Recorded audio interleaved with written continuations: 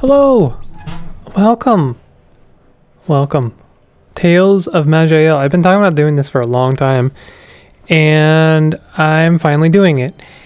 I want to address a few things first. Adam is probably not coming back. That is just straight up due to its accessibility problems. I find I struggle with that game, and you'll have to forgive me. I have no ill will with the game or anyone who plays it, obviously, but I just wanted to address that because sometimes a game just does not gel, and I know that it's not entertaining watching someone struggle with a game, especially if you enjoy that game. So I've learned a few lessons from that and from a few past Dead series. The first lesson is play the game first, and then just to find out if you like it before you do a series on it. That's what I've done for Tome here, and I know I like it. It's really good. So I am going to be playing this quite a bit. More Caves of Qud tutorial series on the way. More Caves of Qud series on the way eventually. But I will admit I'm kind of enjoying my break from it right now. I'm looking forward to playing more of it, but for now, let's play some other also amazing games. So I'm the other lesson I've learned when it comes to doing a series is I'm not very good at builds. I'm not very good at building a character. Caves of Qud is kind of an exception because there's not really a lot of wrong answers, but for a lot of roguelike games, yes, there are a lot of wrong answers. Hold on a second. There is a way. Oh, mouse click to generate I thought I did. Come on now. Right mouse click. I did. Well, we'll figure that out in a second. I'm going to be using a build that someone else has used. I mean, that's not going to guarantee I'm going to win, but it takes a lot of the guesswork out for me, and lets me focus on the part that I'm actually not terrible at, which is the tactics. There's a lot of ways to build a character in Tome. Even after you've built the character, there's a lot of ways to build the character. So I'm very new to this game, and I will be doing my best to learn. But in the meantime, I'm going to take out some of the flexibility, and in exchange, I'll get a little bit more of the actual gameplay experience. Yeah. If you have an issue, let me know, honestly. If you'd rather see me flounder, then so be it. But right for now, let's make our character. So I am going to make, just so you know, Doom Elves. Am I making a Doom Elf? I don't know if I am making a Doom Elf. I actually do have some flexibility here. I actually, come to think of it, I don't have a lot of... Oh, wait a minute. Yeah, I can make it. I'm making a Shalor because that lets you skip a blinding speed and timeless. So I'm making an archer. No, I'm not. I don't have archer is something you have to unlock. Oh my goodness, no, it's not. It's right there. Why am I am leading myself into incorrect assumptions. Okay. We of course are going to select a custom tile. There's so many great options. I love that. Just like kind of want to just go like the little, I'm gonna say Ewok just to bother my friend Jamie. Jamie helped trip sit me. Oh, we have to go with just stick figure dude. I kind of like these actually. These are excellent. Where's the archer? Oh, there it is. Yes. Okay, now it'll let me right click there. Okay, perfect. Yeah, Jamie, my friend Jamie trips at me on this game to show me a little bit of the ropes, and it was very helpful, and it helped me, first of all, just figure out if I enjoyed the game, and yes, I did. So we're gonna do our build here. So we're doing 1-5. We're doing let me see here. We have 2 class points. Combat training or technique. No, we're doing combat training. Hold on a second. We are a Shalor.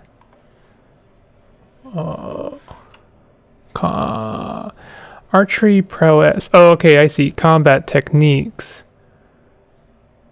I'm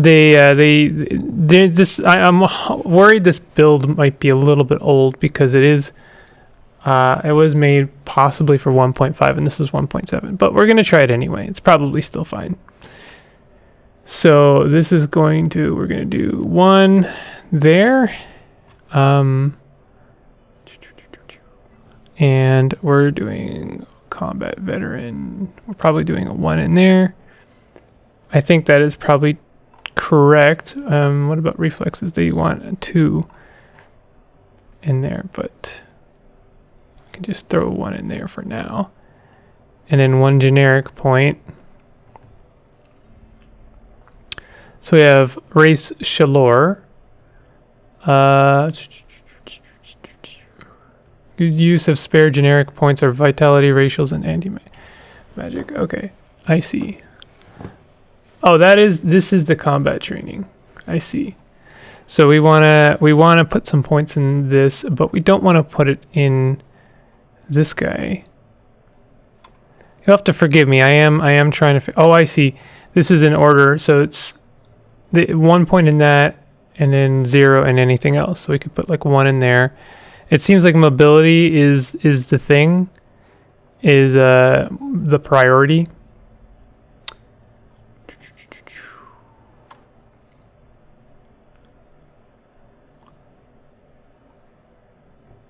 Yeah, so we want to put a point into mobility. And in terms of stats, the stats are pretty easy because basically. The stats are the easiest part of Tome in that there's not a lot of flexibility. Like you can do it. There's a right way and there's a wrong way. The right way is every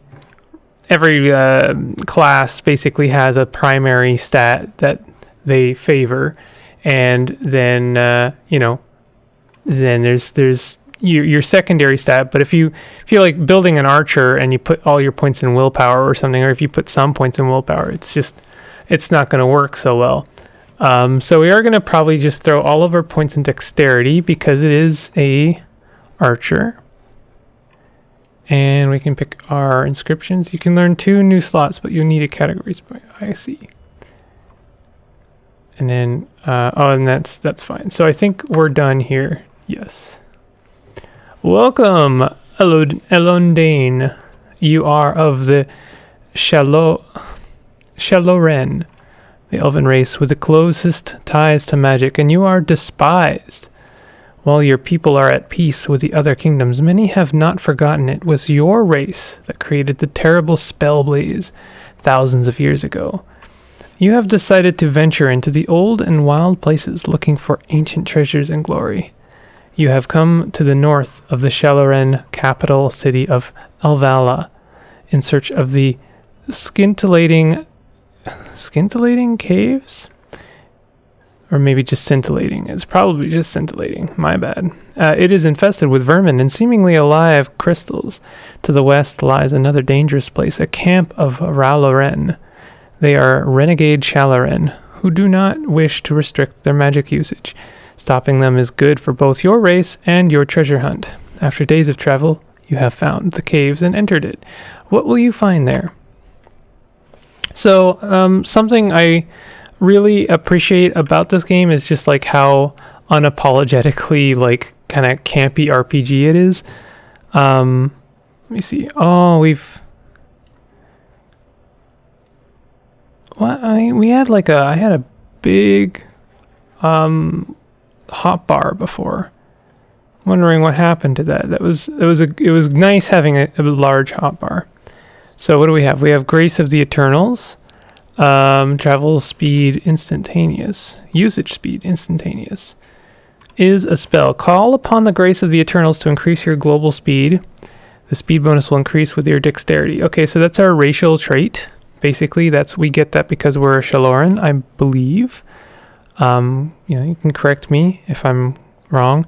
This is our disengage. Jump back up to 4 grids from your target, springing over any creatures in your way. You must disengage in a nearly straight line directly away from your target, which you must be able to see. After moving, you gain 128% increased movement speed. So this is basically like sprint from Caves of Cud. The added benefit is that we get a jump in addition to our like extra speed. And then we have shoot. We'll be using that a lot. Shoot your bow, sling, or other missile launcher. Steady shot, fire a steady shot, doing 141% damage with a 22% chance to mark the target. If steady shot is not on cooldown, this talent will automatically replace your normal attacks and trigger the cooldown. Oh, interesting. Headshot, fire a precise shot, dealing 171% weapon damage with 100 increased accuracy. This shot will bypass other enemies between you and your target, only usable against marked targets, and consumes the mark on hit. So what that means, we're going to be automatically marking our targets with steady shot, and then we're going to be using headshot for the confirmed kill. I like to test these things out just to make sure that they actually work. So let's go ahead and use our bow against our large white snake here. I missed. Oh, that's a bummer. But steady shot is on cooldown, so it did use that primarily. So that's pretty good. So let's just go ahead and continue shooting, and we killed it. Nice. I will say this is a fairly no gimmicks roguelike. It's got a lot of really cool, fun mechanics, but in terms of what separates it from other, roguelikes, or I guess from things like Ancient Domains of Mystery, it's got a ton of spells. It's got inscriptions, which are really cool. They're basically added skills that you can kind of replace over the course of the game, which is neat. They're almost like a equipable skill. They give you this transmogrification chest, which I really appreciate. I think just about every roguelike should have something like that, which basically allows you to just convert all of your found equipment into gold if you don't want it. And it's just a really solid game. What can I say?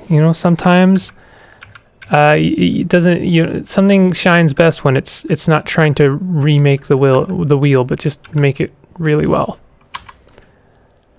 So, I will be. Oh, we have Burning from Red Crystal hits. Elodane on fire, 4 fire. Okay, so we have here Red Crystal. They are level 1, so we're fine. I will be trying other builds. I thought that it might be good to follow up Adam with similar kind of builds. I probably don't want to talk about why or what. I'll be really blunt. I was kind of dreading having to play that game. I know people were really enjoying it, but it's just I wasn't. I'm sorry. And I know that the people who enjoy my content will be cool with that. I appreciate you for sticking around and having patience and tolerance for me when I'm not 100% on board for a game.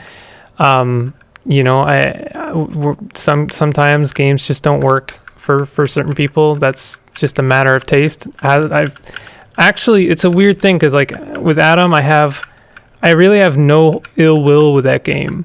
I still have a large amount of respect for it, but I can't bring myself to playing it. It's painful to me, but I won't belabor the topic. I won't dwell on it. That's a better way of putting that. My short time with Tome has been really fun. You'll see this game's got an unexpected amount of humor to it and cheese. I can't really explain it, but and also I know this is gonna sound weird. to some, but I think this game looks really nice. Hey, I guess that mod is working. I installed a mod, the Auto Explorer, when I was playing with Jamie, is like insane. I actually was worried that if I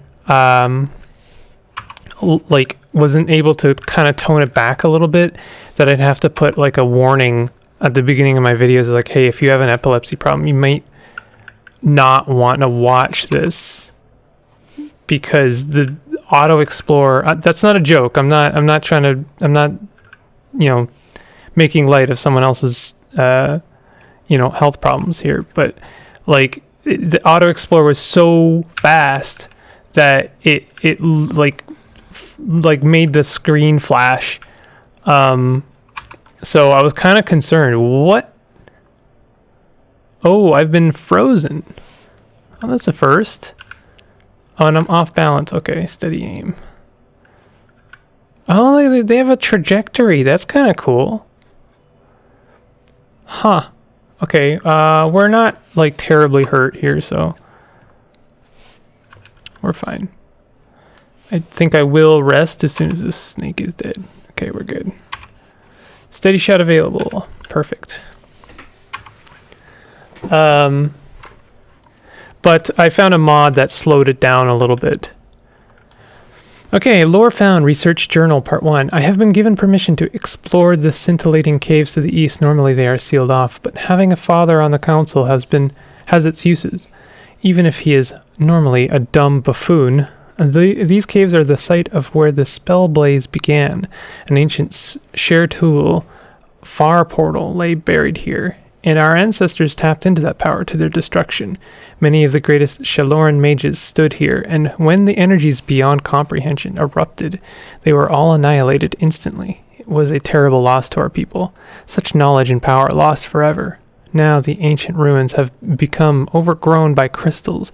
Reports say that they grow each year. Could they be alive? I must admit that stepping into the starting place of the Spellblaze fills me with immense trepidation. This was where the great destruction began, that tore through our world, wiping out cities, tearing the world apart. And yet look at the beauty here. Indeed, such beauteous crystals are here. Yeah, I actually do quite like the look of this game, and something that I appreciate about this game over other roguelikes maybe a little bit is that I do feel like there is a bit of a difference in tactics from monster to monster. Like, ooh, did that thing just poof out of existence or teleport?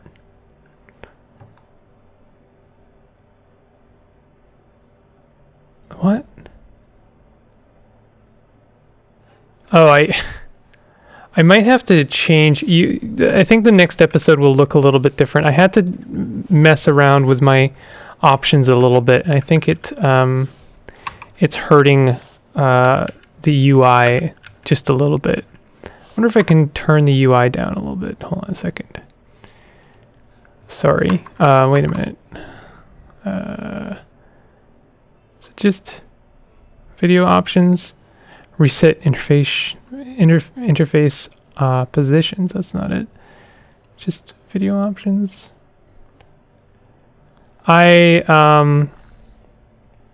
set the screen zoom up because I was having a little bit of a problem with the game not loading very well in menus, at least not while I was recording, and it seems to be fixed now, but I don't know if maybe it wasn't fixed because I removed all my add-ons. I might want to add some add-ons later. They're just like, again, like small interface tweaks and quality of life things. Like, for instance, slowing down the move speed when I'm auto-exploring. But I might add, I'll add some of those back, but I might increase or decrease the zoom. So here's our transmogrification chest, and this is going to basically we're given a chance to like look through all of the stuff we picked up and we can see compare, like, okay, this elm longbow is exactly the same as what I'm using, and like if I don't put these into my inventory, they'll be lost. So let's compare this lantern of focus. It looks like it's exactly the same. No. +3 will, +6% mind. I mean, I guess it is better, but I don't know by how much. And we have an iron pickaxe. You know what? I have no idea if this is a good thing, and then we have a warrior's copper ring of perseverance. It could be. I don't know if things are cursed in this game. I'm gonna take a chance. That was just a good find, and then the rest of these items, now that I closed the inventory, have been transmogrified into gold. See your journal for further details. So here's our journal, and here are our quests. Echoes of the Spellblaze. You must explore the scintillating caves. You must explore the renegade Shaloran camp. Those are our main story goals for now. Escort the temporal explorer to the recall portal on level 2 of the scintillating caves. So this is we're talking to them right now. Oh, but you are you me? So I was right. This is not my original time thread. Please help me. I am afraid I lost myself in this place. I know there is a temporal portal left around here by a friend, but I have fought too many battles and I fear I will not make it. Would you help me? Would you help yourself? Lead on, I will protect you. So this is a very common thing in Tome, is you'll find these quests to escort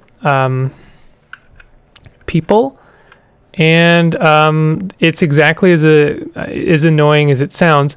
And what I mean by that is it is an escort quest. It is they either move a little bit too quickly or a little bit too slowly, never exactly the right speed, and they will get themselves killed if you don't watch them. Earth, water, fire, air, these are the elements we forge our magic with, and all of these I have seen manifested in the crystals here. But there is something else, something different. There are dark crystals here which seem to possess some new destructive element, a very twisting of the nature of the other elements, warping them into malign designs. Why have I never seen this before? I must study it. I must understand it. I must comprehend its very nature and hold its power in my own hands. The thirst for knowledge is all-consuming. I shall name this new element Blight. Damn. A help, giant rabbit to the northeast. Yo. I see them. Oh, well, now why would you go ahead? You just... Oh, lordy. Okay. The escort literally took a bullet for the rabbit. That's pretty good. Can we talk to the... What? Talk... No, don't talk to the champ. I want to talk to her. I know there's a way to talk to them, and they'll tell you where the maybe it's in the journal. No, whatever. We'll figure it out later. Hey, I leveled up. Nice. Got a wizard hat, linen wizard hat. At least they're backing off. They seem smart enough to kind of back off. When something is happening. What did they just do? Shoot. They tried to shoot it with what? Oh, cool. I've marked the snake. Yeah. Again, please forgive the interface right now. Yes, it is a problem, and I'm going to fix it for the next episode. Ammo remaining. I thought that there was no ammo. Bows and slings must be reloaded when this reaches 0, which you will automatically do.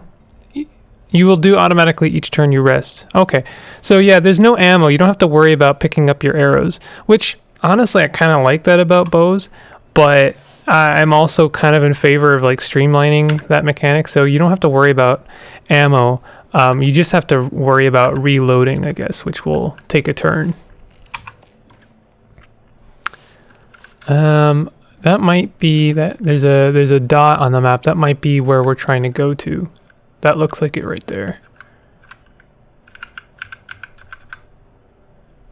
Retunes the fabric of space-time. Okay. Space-time training. Continue. Temporal Explorer, level 2 of Scintillating Caves. So we've done it. What do we get? You successfully escorted the Temporal Explorer to the recall portal on level 2 of Scintillating Caves. Thank you, my friend. I do not think I would have survived without you. Please let me reward you. So we can improve our magic. Magic is actually not horrible for the archer. None of these are great, but we could learn talent precognition. Allow training of talent category chronomancy.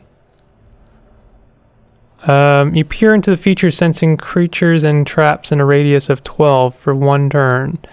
If you know foresight, you'll gain additional defenses and chances to shrug off critical hits while precognition is active.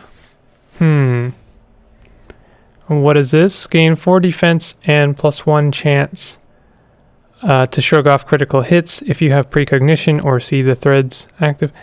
This is a difficult decision because I don't think any of these are synergistic, really. I mean, I think precognition is good. I'm going to take precognition. But where is it though? Oh, do I have to learn it?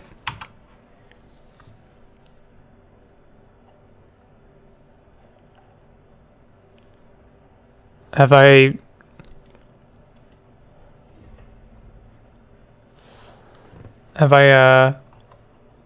made a mistake here? I thought that I was learning it. Maybe it's been like, maybe it's down here. Oh, I can resize things. Can I resize things? Yeah, there we go. There we go. This is much better. I think I'm just gonna get rid of this for now. Here, I'll hide it behind the map. You'll never see it again. I don't know what this is.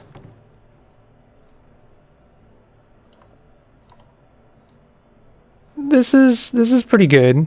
I actually think I don't need to fix anything now. Perfect. Oh, that's a little bit bad. Hold on.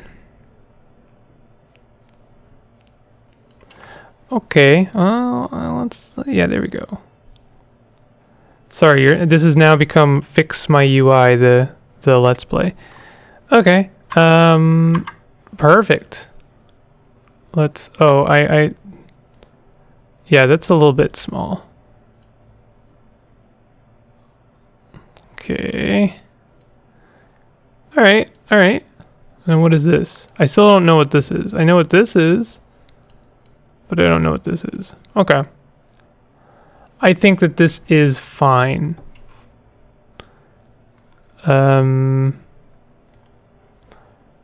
They're locked now. Okay, cool. So here we go. This is our space-time tuning. Used to set your preferred paradox. While resting or waiting, you'll adjust your paradox towards this number at the rate of 10 per turn. This was an Archer playthrough, and we're already getting time travel-y. Okay. Your paradox modifier is factored into the duration and spell power of all chronomancy spells. Preferred paradox 300, paradox modifier 100%, spell power for chronomancy. I'm not sure what this does.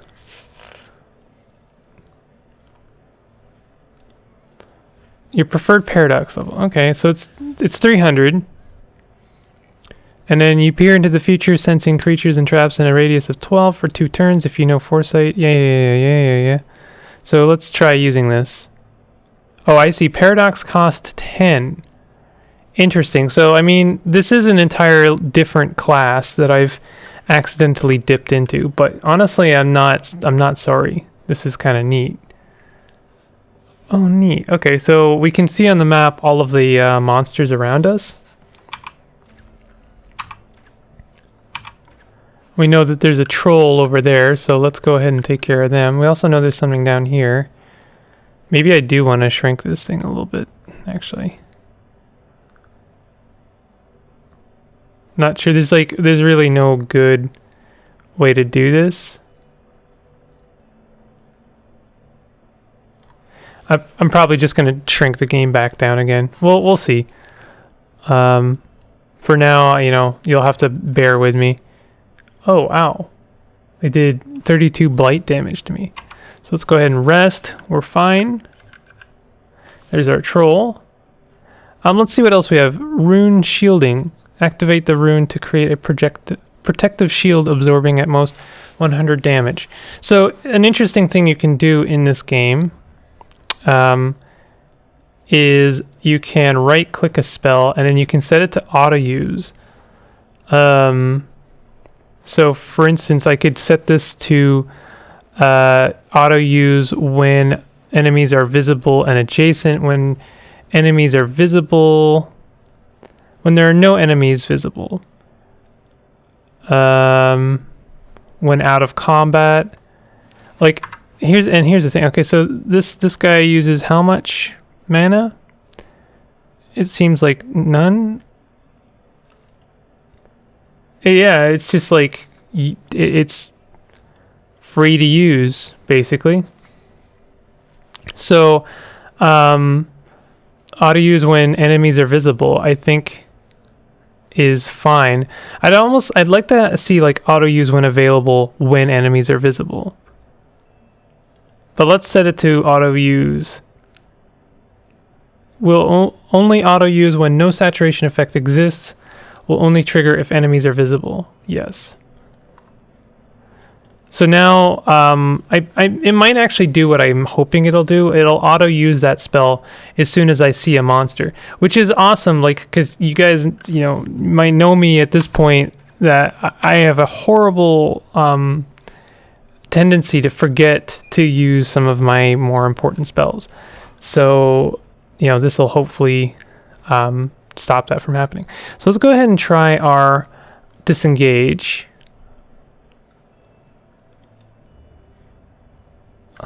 Hold on. It has to be in a straight line. I thought that was a straight line. The extra hold on. Jump back up to 4 grids from your target, springing over. Can you only do omnidirectional, or I guess cardinal directions? Okay, well, I accidentally clicked away, but that was actually fine. So I'm gonna go ahead and steady shot this guy. It didn't seem to land. So can I not headshot them? I can't headshot them.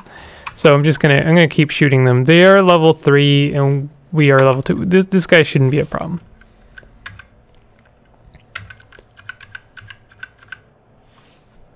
So that, yeah, you can see that spell already used itself. We can do another precognition just to see when there's some monsters over there. We can see. Crimson Crystal uses Phase Door. Blood Grasp.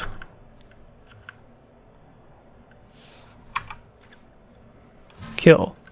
This is good. Kill Snake. Kill Snake. Giant brown rat. Kill rat. Kill. So we're gonna do an auto explorer. This episode is almost over. I kind of want to. We can dodge that. Nice. I do want to kind of explore this floor before I end the episode. What have we got here? What shot that? Ouch. Yeah, I want to do a sure shot on that crystal guy. I guess they're out of my range. So we're just going to shoot some worms. They disappeared. That is concerning.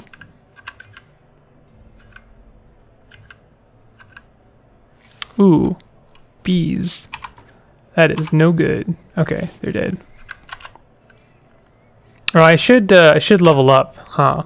Okay, let me refer to my build here. So archery prowess.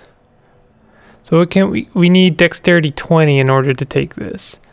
So you don't need to take prior skills in order for that to happen. We're gonna dump into dexterity for the time being. I will probably throw into strength a little bit as well. Combat techniques. We should be good there. We have 1 in combat veteran. We want apparently marksmanship is what we would really like, because that seems to do a lot for us.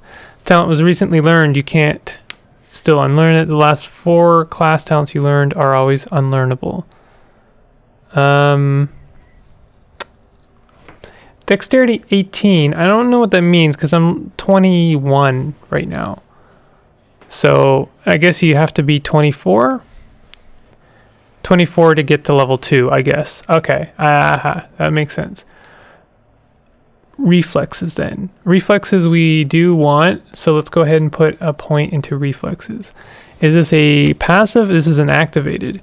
Your reflexes are lightning fast. If you spot a projectile, arrow, shot, spell, you can instantly shoot at it without taking a turn to take it down. You can shoot down up to 1 to I guess when you're level 3 projectiles.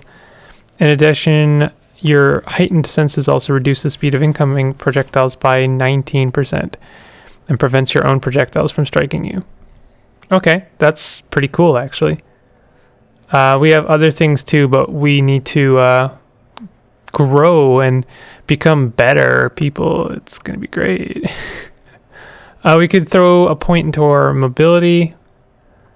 We probably want to put a point into survival though. This is another passive. You notice the small things others do not notice, allowing you to see creatures in a 5 radius, even outside of light radius. This is not telepathy, however, and it is still limited to line of sight. Your attention to detail increases stealth detection and invisibility. Okay, that seems like a good take. So we have crystal. Oh no, disarm trap. Oh wow. Search a nearby grid for a hidden trap and disarm it if possible. Feel like I should set this to auto use when available. Auto use when enemies are... Yeah, let's try this. Use it as often as possible. So it'll use it every time now? Cooldown too low.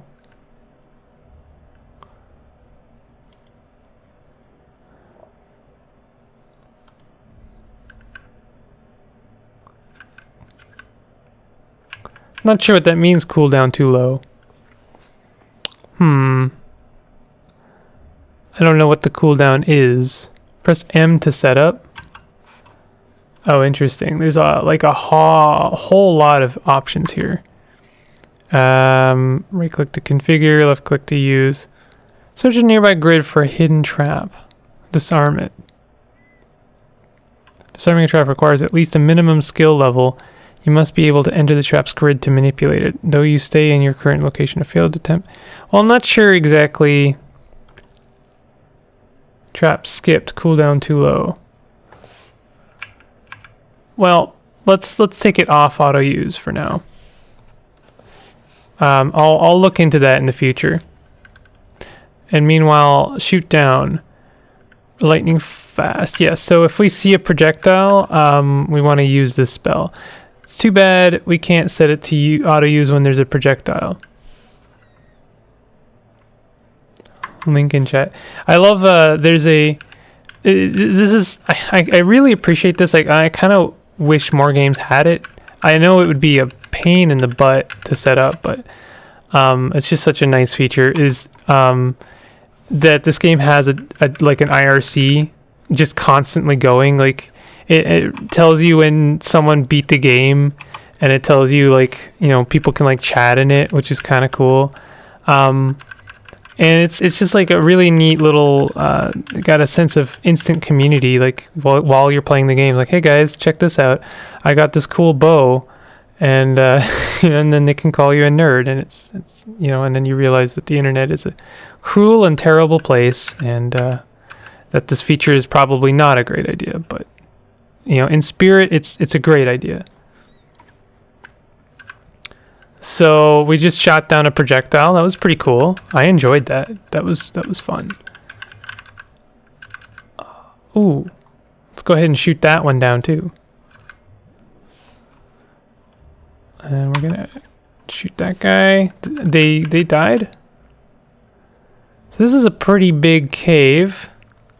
I've definitely seen crystals move of their own volition here, and some even seem capable of producing magical effects in self-defense. They are no threat to me whatsoever. My arcane powers are far beyond of whatever latent magic seems to possess these things. Possession is what it almost seems like. These crystals are not natural. I have broken some down and studied them, and the very structure of the material seems vastly distinct from any other I have seen. I have even studied Shertool relics in the academy, and this is most certainly something different. Truly fascinating. Those lores actually do kind of, you know, feed into a higher purpose. Like, you will get something for collecting them. You will get quests and stuff for collecting them. I stopped because there was a snake. There's a snake. Oh, there's a snake. Oh, there's a snake. What a time that was. Midge swarm. I shot down the midge swarm. That's pretty impressive, honestly. Alright, so we're continuing down. No, we're not. We're not continuing down. We're ending the episode there, which was a pretty long and I think pretty good first episode.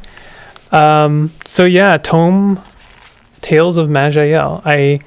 I think this is a really cool game, and I urge you to stick around for more of it, because there's we haven't even really kind of begun to see the meat and potatoes of this game. There's a lot of cool questing, and there's a neat story, and apparently there seems to be a story for like each class and race, so that's really neat.